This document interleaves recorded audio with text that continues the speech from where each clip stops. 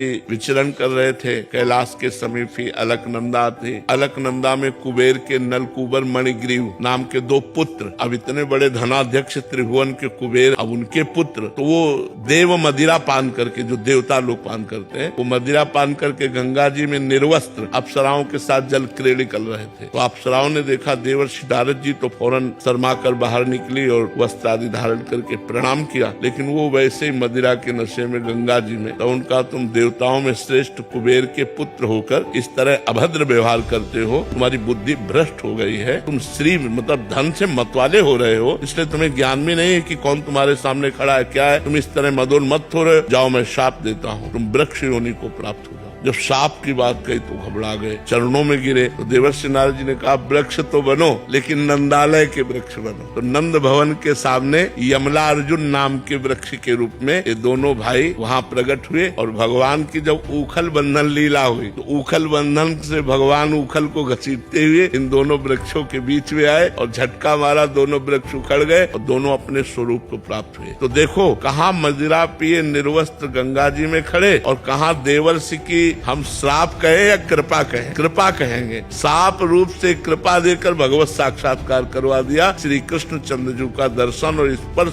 प्राप्त हुआ नलकूबर मणिग्रीव को, और पुनः अपने स्वरूप को प्राप्त हुए।